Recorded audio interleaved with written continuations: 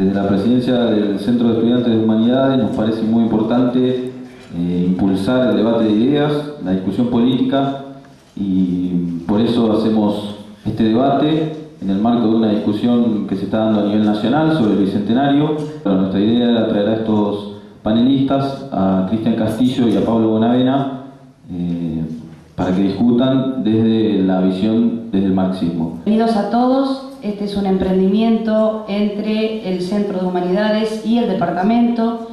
Para nosotros, los marxistas, es fundamental encuadrar un proceso como las guerras de la independencia en un amplio marco, en un marco supra, en un marco continental y luego nacional. Por lo tanto, me parece que el concepto de revolución permanente debe ser rescatado.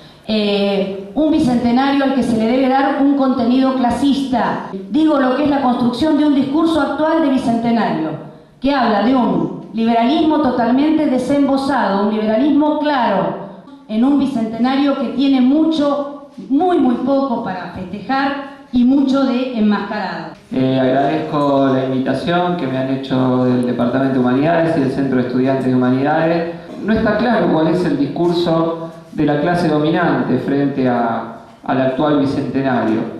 También porque hay una división al interior de la clase dominante, y en ese sentido hay relatos más eclécticos, por llamarlo de alguna forma.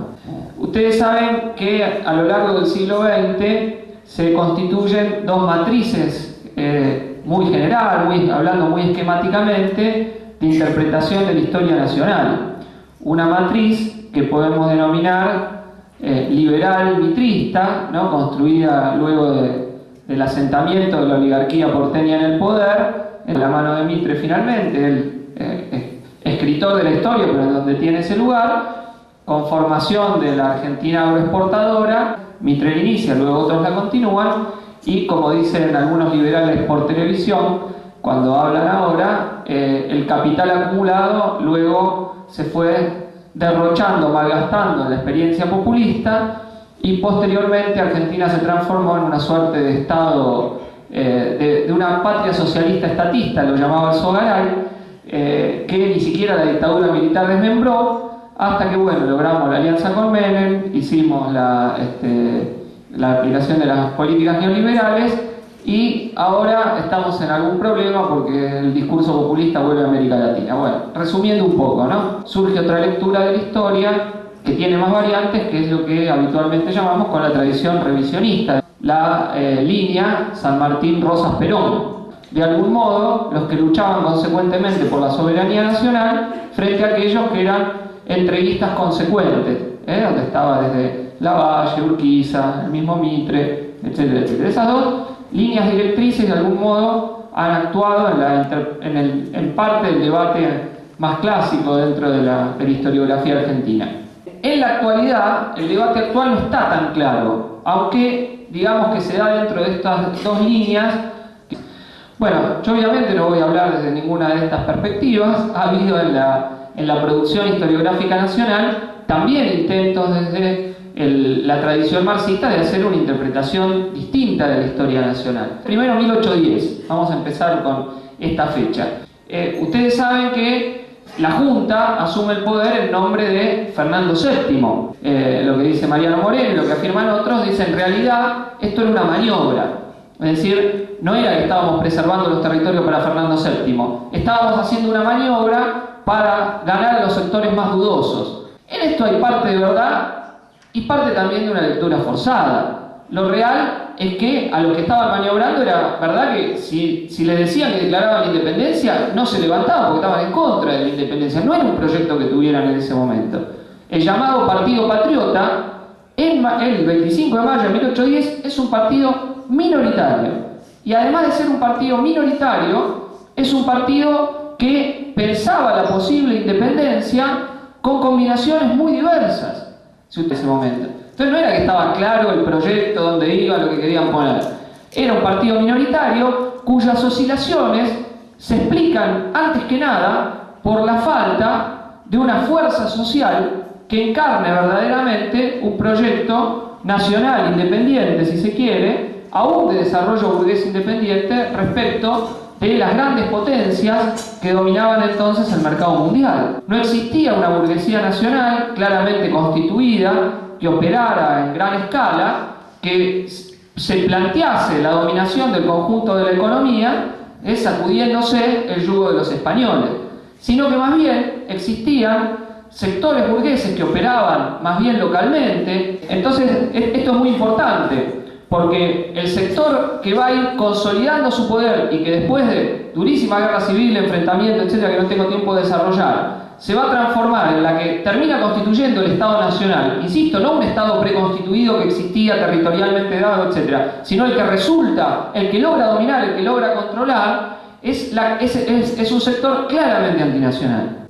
Aquel que lideró el Partido Federal en su segunda etapa, cuando Rosas continúa con dos aspectos de la política de Rivadavia muy importantes, que son centrales: la relación con Gran Bretaña y la entrega de la tierra a un puñado de grandes propietarios.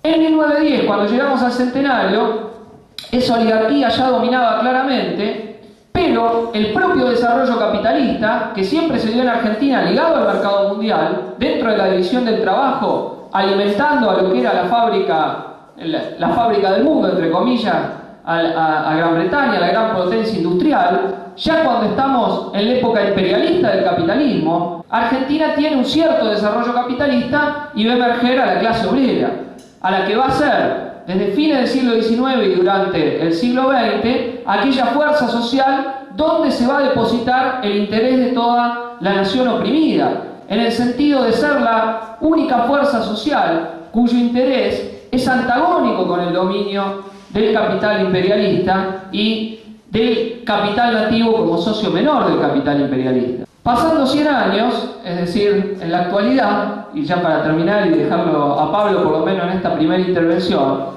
me parece que hay una conclusión importante que hay que hacer, que es que la burguesía nativa se ha mostrado a lo largo de nuestra historia incapaz de poder llevar adelante un desarrollo independiente del dominio, primero de las potencias coloniales, luego transformadas en potencias imperialistas.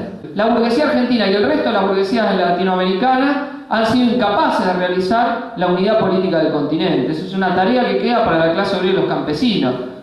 Y en lo que respecta a la burguesía argentina, es una clase que llega al bicentenario en primer lugar con 160.000 millones de dólares de deuda externa. El segundo elemento muy importante, la propiedad de la tierra. Esa concentración de la propiedad de la tierra prácticamente no ha variado, no porque los propietarios sean necesariamente los mismos, pero el nivel de concentración de la tierra tiene prácticamente los mismos guarismos. Tercer aspecto que resalto de la actualidad de la economía nacional: 2/3 de las principales 500 empresas están controladas por el capital extranjero. Igual, el mismo porcentaje que a finales de la década de los 90.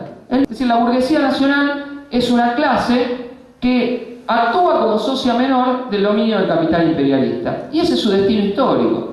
La clase obrera es una clase que, tanto fuerza social objetiva, es la más numerosa del país, son asalariados más o menos el 70% de la población nacional.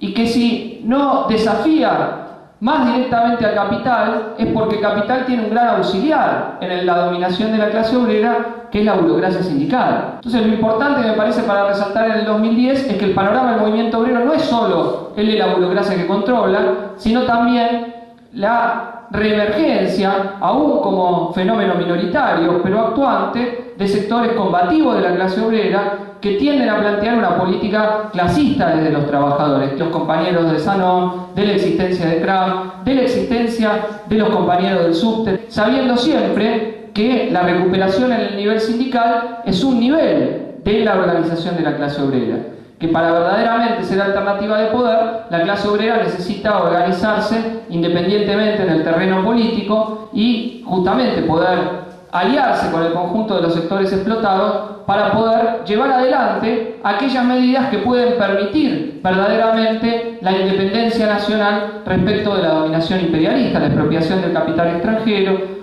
y del capital más concentrado en general, y transformar a este Estado en una avanzada de la lucha por la revolución social en el conjunto de América Latina. Bueno, nada.